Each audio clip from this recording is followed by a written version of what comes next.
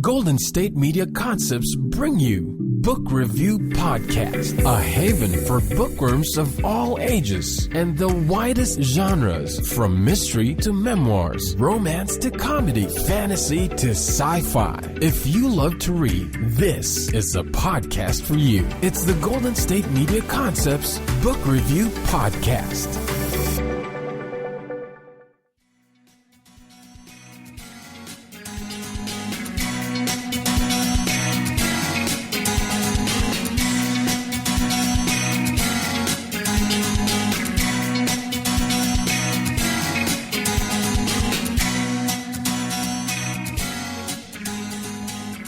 Hello and welcome to the GSMC Book Review Podcast, brought to you by the GSMC Podcast Network. I am your host, Sarah, and I hope you've been having a wonderful weekend. I have been having an okay weekend, except that I have been battling this cold that started in my chest and then moved to my sinuses, so if I sound a little stuffy, that is why. And I don't know about you, but there's something about having a cold in the winter that, while I don't enjoy it, just seems more normal than having a cold in the spring, especially spring in Northern California, where it's been between 80 and 90 for the last week. There's just, in the winter, you can wrap up in blankets and drink hot tea, and it just feels more normal. I don't like having spring or summer colds. They seem wrong. Besides the fact that I feel terrible, it's nice outside. You can go and sit outside and soak up some vitamin D, which is lovely, but it just seems wrong. Anyway, that's how my weekend has been going. I hope your weekend has been going better than that. Let's talk about some books, a series of books this time. As you can see from the title of this episode, I want to talk about a series of books called Septimus Heap. It's actually a series of 7 books by author Angie Sage. I usually just refer to it as the Septimus Heap series, but looking on Amazon, it's also referred to as the Wizard Apprentice series. So the first book in the series is called Magic. Each of the titles is spelled, most of them with a Y, where you would not expect one. So Magic, M-A-G-Y-K. There's Physic with a Y. There's Flight with a Y. All sorts of interesting spellings. The series is recommended for about middle grade readers, grades 4 through 8, so that gives you an idea of the age group. I discovered it on a lot of lists that say, what should I read, the titles of which are, what should I read now that I've finished Harry Potter? Or if you loved Harry Potter, then you should read these books. And my husband is always looking for new series. He much prefers series over just single books. He just likes the story to go on for longer, so we're always looking for series. And we kept encountering this one. And then my parents and my brother had all read it, and they kept asking if we had read it yet, and we hadn't. So I finally decided I needed to sit down and get my rear end in order. And I actually listened to it on audiobook, as I have been known to do lately, because it fits into my schedule a little bit better. But as I said, it's seven book series. The first one is called Magic, and let me give you the description, at least, of the first book. Septimus Heap, the 7th son of the 7th son, disappears the night he is born, pronounced dead by the midwife. That same night, the baby's father, Silas Heap, comes across an abandoned child in the snow, a newborn girl with violet eyes. Who is this mysterious baby girl, and what really happened to the Heap's beloved son, Septimus? The first book in this enthralling series by Angie Sage leads readers on a fantastic journey filled with quirky characters and magical charms, potions, and spells. Magic is the original story of lost and rediscovered identities, rich with humor and heart. Okay, so that's the description of the first book, and of course there are 7, and I can't give you too many things that would give too many things away, but you get that sort of magical sense because it's the 7th son of a 7th son, and you kind of get that this is going to be someone important. There's a lot of very classic fantasy elements in this book. You've got characters who don't seem like much at first and who get sent on these seemingly impossible quests. You've got cases of mistaken identity. You've got some really annoying bad guys, or really annoying people who aren't necessarily bad guys, but they annoy the snot out of you anyway. There's some teenagers in here who are very, very, very teenage-like.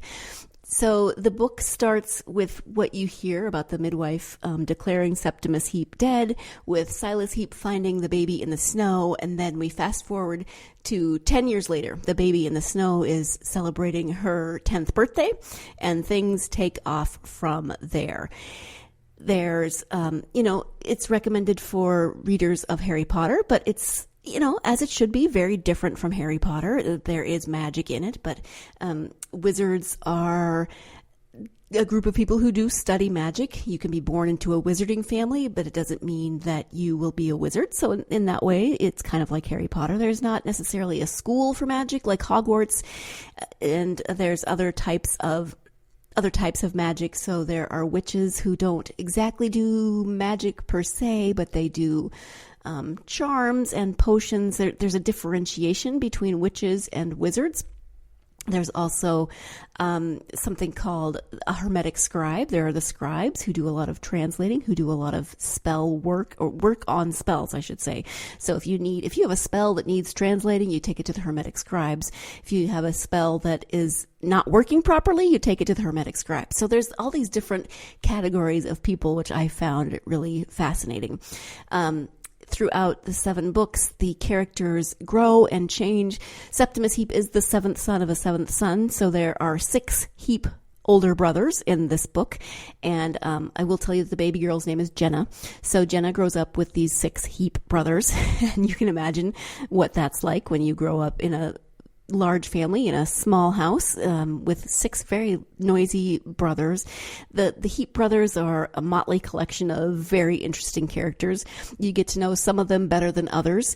The oldest one, Simon, definitely has some growing pains, and won't go too much into that because you should read and find out what's going on with Simon.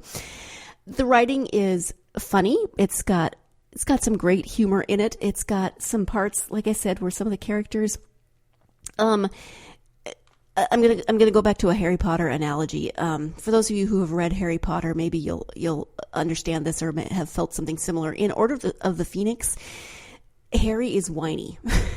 and we find out that there's reasons for that, but he is so kind of annoying in that book. Like, you just want to reach through the pages and shake him and say, could you stop acting like this? Part of it is that you're an adolescent, and part of it is that, you got Voldemort in your head. But reading that book, because I do not quite an annual reread, but almost an annual reread, and whenever I get to Order of the Phoenix, I'm like, ugh, can I just skip this book? But I never do.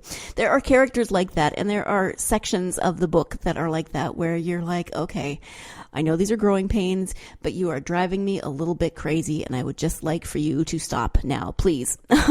But she writes it in a way that you see that the characters are human, and they're not just always happy-go-lucky. Things happen, and they don't always react to them in perfectly appropriate ways. They get cranky, they get snarky.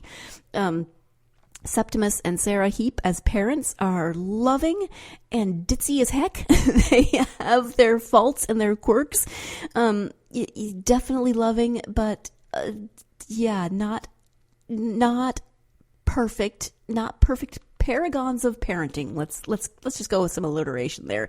And actually that makes them a little bit more lovable, although sometimes if you think about like growing up with them, you'd be like, whew, well, okay, that would be interesting. They aren't terribly organized. They aren't terribly neat. There's some scenes where people are horrified by the state of their home. So yeah, you get Jenna, you get the Heap brothers, and you get all of these adventures. Now, you can understand with cases of mistaken identity, and that's said in the description, and a series called, that's referred to as Septimus Heap, and I'm just going to tell you that Septimus Heap does not die in the first book. There are 7 books. You can't have a series of 7 books named after Septimus Heap if he dies in the first chapter. You do have to figure out who he is, what's happened to him, where he went, etc. And there are cases of mistaken identity in there. But yes, Septimus does show up in all 7 books. Again, I don't think I've given anything away, because you cannot have a series named after Septimus Heap and not have him be alive in it. Oh, although there are a lot of ghosts in the book, and we're going to talk about that in just a moment when we come back from break. So you're listening to the GSMC Book Review Podcast, and I will be right back. Do you want to be healthier, yet you just don't know what to do? All these shows telling you this and that, but nothing seems to work. Well, listen close. Golden State Media Concepts has got something great for you. The Health and Wellness Podcast dedicated to workout trends, healthy eating habits, diet, and everything about healthy living. Join us in our banters as we help you not just live life to the fullest, but live it to the healthiest.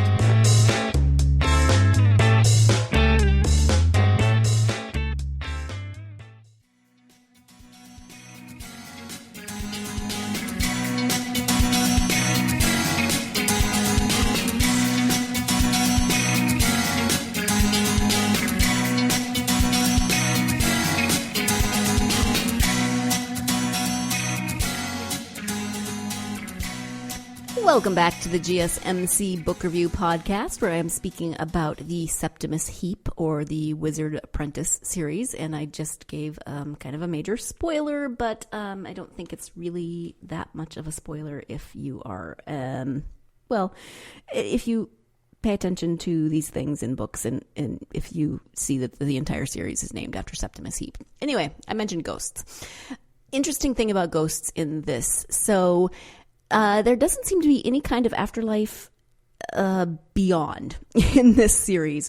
Once you're dead, you come back as a ghost, and that's just it. You can appear to humans if you want to, but you don't have to. There are rules of ghosthood, one of which is that you have to spend the first year and a day of your ghosthood exactly where you died. So one person dies on someone's couch in one of the books, and she stays there. She has to stay there for a year and a day on that couch, much to the consternation of the person whose couch she died on, because they didn't get along, and now they are forced to be together. So you have to spend the first year and a day, after which you can go not anywhere. You can only go to places that you had been to in life. So if you try to go into, let's say, a house that you had never entered in life, you'll be expelled. You can be passed through, which apparently is very unpleasant for the ghosts, which I can imagine. So I found this really interesting because you get characters. There's actually a fairly main character who is a ghost. He used to be an extraordinary wizard. He is killed at the beginning of the book, and he comes back as a ghost, and he continues to mentor his apprentice, who is now the extraordinary wizard, Marcia Overstrand. And he, even though he's a ghost, he plays a very large role in the books. Gives some great advice. Jenna Heap refers to him as Uncle Arthur, and he is, kind of a fascinating character who is a ghost. And there are ghosts in other books of this sort, other fantasy books. I just thought that this was an interesting perspective on them. The ghosts are, there's one character who is a seer. She can see ghosts whether they appear to her or not, and from her perspective, they are just ghosts everywhere, which has to be a really interesting way to go through life, seeing all of the death around you, because she can see ghosts regardless of whether they choose to appear to her or not. Very interesting. Plus, her name is Snorri Snorrelson. Just made me laugh every time I heard that name, Snorri Snorrelson. She appears, I think, starting in the second book, maybe. But yeah, Snorri Snorrelson.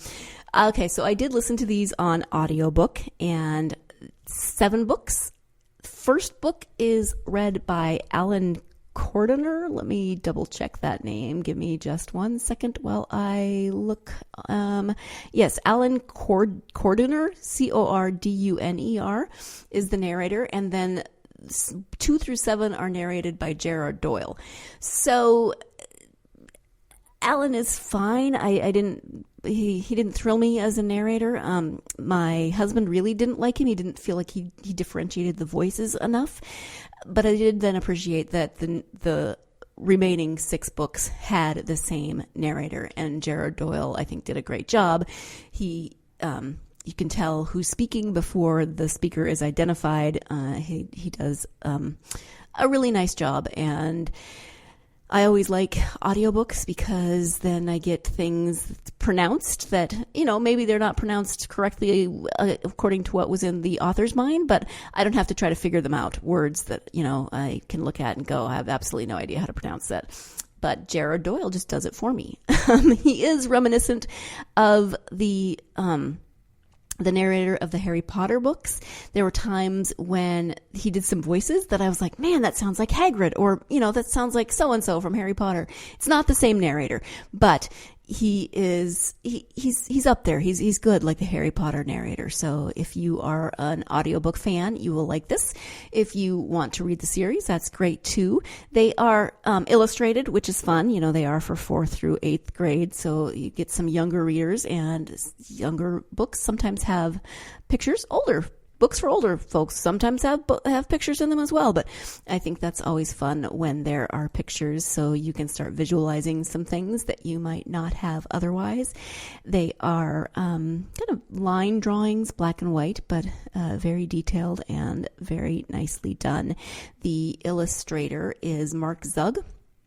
I'm not familiar with him that much, but looking through the books, he does a nice job. And so each chapter starts with an illustration and gives you an idea of, what's going to happen in that chapter. So, man, I wish I could give you some spoilers. So the plot carries through all 7 books, but it takes some turns that I didn't expect. Like, there were some things that were wrapped up in the first book that I thought probably would carry through the rest. And they do in a certain extent, but not in the way that I expected. So things that are set in motion in the first book definitely carry through to the 7th book, but not in characters or in the plots that I necessarily expected. So there's some people who take turns toward being not so nice that I didn't necessarily expect. And the bad guy that you think may be the bad guy throughout kind of is, kind of isn't. So that's interesting. But that bad guy definitely sets in motion for other villains to come in and continue that work. There's one thing that really bugged me that felt like a major plot hole. So there was an incident with Jenna, and again, I don't want to give too much away. So there's an incident that she was very, very concerned about, and she wanted to get fixed. She went to great lengths to get the solution to the problem at hand, and then nothing was mentioned for 2 books, 3 books, I can't even remember. And it does get explained as to why it's not mentioned for that length of time, but during that length of time, I kept thinking, did the author just forget? This is a huge thing that she worked so hard to describe. I'm so confused. Like I said, it does get explained, and it does get explained as to why it hasn't been brought up in 2 or 3 books. But I felt like that little bit of explanation could have been given better earlier. So there's a couple of things like that I think, you could have given me that earlier. Everything does get wrapped up, which I always appreciate, but there were times as I was going through the books where I kept thinking, have we forgotten this? This seems like a major plot. Why are we just going on about things and not paying attention to this one fact? There's another point in the book where I feel like we just kind of left a character behind and kind of willy-nilly, and that gets resolved as well. But I was at the time I was like, really, you're just gonna go off and not even care? So yeah, there were some moments where I just felt like, okay, that could have been handled better. But overall, it didn't detract from the story as a whole, and I didn't feel like it didn't make me want to stop reading or stop listening, as the case may be. So, and maybe other people, it wouldn't bother. Maybe it feels more natural to other people as they go through. I can only tell you my experience. So, Couple more things to talk about with the Septimus Heap series, but we are going to take our second break of the podcast. Stay tuned. You're listening to the GSMC Book Review Podcast, and I will be right back. Tired of searching the vast jungle of podcasts? Now listen close and hear this out. There's a podcast network that covers just about everything that you've been searching. Hey! The Golden State Media Concepts Podcast Network is here. Nothing less than a podcast bliss with endless hours of podcast coverage. From news, sports, music, fashion, cooking, entertainment, fantasy, football, and so much more. So stop lurking around and go straight out to the Golden State Media Concepts Podcast Network. Guaranteed to fill that podcast itch. Whatever it may be. Visit us at www.gsmcpodcast.com. Follow us on Facebook and Twitter, and download us on iTunes, SoundCloud, and Google Play.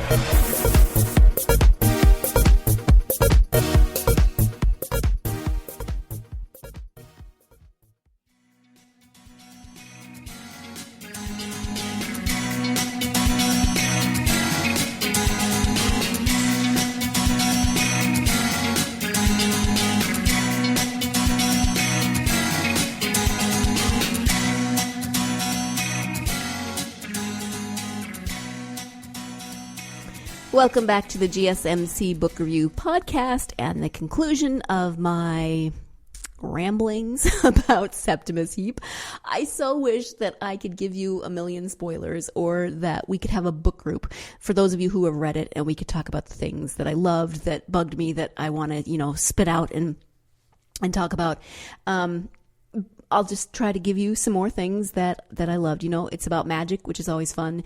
It's about quests that seem impossible, but and have unlikely heroes. It is about the characters. Angie Sage does a really great job of developing the characters, and we grow with them through the 7 books. So obviously, there's many, many recurring characters, and several of them start out very young. Like I said, Jenna, we start out pretty much on her 10th birthday, and there's other characters who are of similar age, and we grow with them, and they grow into some important roles in the book, and it's very fun to watch them grow into those roles. And I think Angie Sage did a really good job of doing that. I mentioned before the break that she does wrap up the things that were bugging me, that I felt like were not being wrapped up. And one thing that I really loved about all of these books is, in the end, it's not exactly an epilogue, but she gives you brief snippets of what happened to certain characters that you might not even have thought about again after they showed up. They could show up just briefly, a page or two. And so, there's XYZ character who showed up in chapter 5. And then at the end, XYZ character went on to do this and this and this. And the result of their actions was this. I love that. If you've been listening to the podcast for any length of time, you know that I want, an epilogue that is the length of War and Peace. I want to know what happens to everybody. I want to know everything that happens to everybody. Give me their history, or give me their future up until, 10 years after they're dead. I know that's not practical, but I hate leaving characters behind. I love, once the book is over, I still want to know what's going on. Books that end kind of open-endedly really make me sad sometimes, because I don't always want to use my own imagination. I want you to tell me what happened to these characters that I've grown to love, or these characters that I've grown to really dislike. Tell me what happened to them. So each book ends with multiple, I can't even tell you how many, like maybe 10, maybe between 10 and 20, just little snippets of what happened to these characters.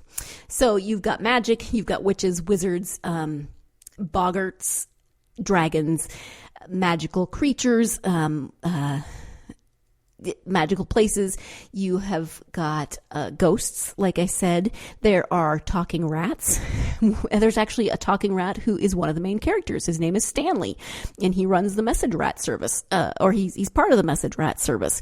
And Stanley just keeps popping up in places that you don't expect him. So you get talking rats, and you really kind of get an insight into what it's like to be a rat in this time. Not sure exactly what time it's supposed to be. There's no countries named specifically. There, you feel like it's probably England, and Angie Sage is English, but and Snorri Snorkelson comes from the northern countries. She feels very Scandinavian, so you get ideas of where people are from, but there's no place names specifically given besides the North countries and the I think the place across the water or something like that. So it's very kind of specifically vague because it feels like places that you know in this world, but we're talking about magic and not technology. It's not modern. We don't have electricity. We don't have cars, but there's other things that, because of magic, may seem more technologically advanced. So, it could be one of those books that's like way in the future after we've had an apocalypse and everything's gone back to how it was, or it could be Middle Ages, who knows, or it could just be in a completely different world in a time before they have developed technology in a place that sounds a lot like England. It can be really wherever you want it to be, I think. And so Septimus Heap.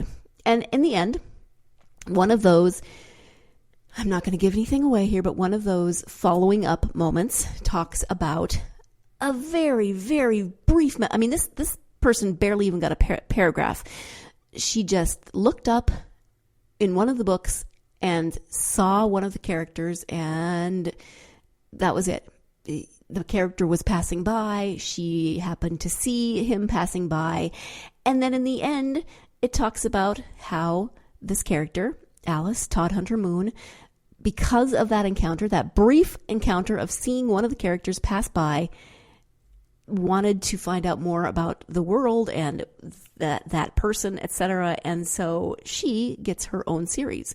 I have not read those yet or listened to those yet. I am going to, but I haven't. So it's the Todd Hunter Moon series, and I think there's at least 3 of those. I could be wrong. So you get just this, she gets barely a mention. You don't even really think about her until the end when we're wrapping things up in this lovely way that I so appreciated and loved to find out about characters that I hadn't even thought about, but I loved finding out more about them. And one of those characters gets her own series. So the world of Septimus Heap is going to continue in this series. I did not mention that these books have been out for a while. You're probably thinking, yeah, I read those 10 years ago. Well, I'm behind on a lot of things. One of these days I'm going to run into myself coming or going because I'm so far behind in life. I'm just going to catch up to myself or run into the back of me. I don't know.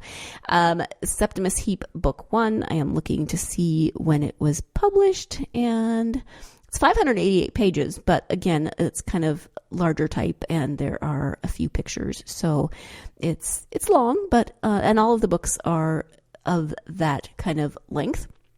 It was published in 2009. So it will be almost 10 years old, October 13th, 2009. So it's almost 10 years old. And then the Todd Hunter Moon books came out after that. Angie Sage, according to her Amazon author biography, loves the sea, spooky old houses, and medieval England. Ms. Sage has created many books. She's created many books for children, including the Araminta Spooky series, which I also would like to read because I like the name Araminta Spooky. She's got a new book that just came out, or it's coming out in May. Let's see. You can purchase it, so it is now out, Rise of the Dragons. And then she's got the Septimus Heap books, along with the Todd Hunter Moon books, and then the Araminta Spooky, which I think it's Araminta Spooky in America and Araminta Spook in England. I think that's what I read. Yeah. So Araminta Spooky, the cover art looks a lot like, the Addams Family or one of those shows. The first book in the series is called My Haunted House, and Araminta Spooky lives in a wonderful old haunted house, but her crabby Aunt Tabby wants to move. Aunt Tabby is determined to sell their house. Araminta has to stop her. With the help of a haunted suit of armor called Sir Horace, a ghost named Edmund, and a lot of imagination, Araminta hatches a plan for an awful ambush that is so ghoulish it just might work. Yes, I need to read these as well. So one of these days you may be hearing me talk about the Araminta Spooky series. I'll definitely be talking about Todd Hunter Moon at some point in the, near future. It really just depends on when I get to them in the midst of everything else. I hope you're having a wonderful weekend. It's almost over. East Coast people, it pretty much is over for you, but West Coast people, you got a few more hours. So soak up that Sunday night enjoyment, and hope tomorrow is not too Monday of a Monday for everyone. I thank you as always for joining me for this episode. Hope you'll join me again for our next episode of the GSMC Book Review Podcast. Take some time, whether you are having a Monday or not, and get lost in a good book. Thanks. You've been listening to the Golden State Media Concepts Book Review Podcast, part of the Golden State Media Concepts Podcast Network. You can find this show and others like it at www.gsmcpodcast.com. Download our podcast on iTunes, Stitcher, SoundCloud, and Google Play. Just type in GSMC to find all the shows from the Golden State Media Concepts Podcast Network, from movies to music, from sports to entertainment, and even weird news. You can also follow us on Twitter and on Facebook. Thank you, and we hope you have enjoyed today's program.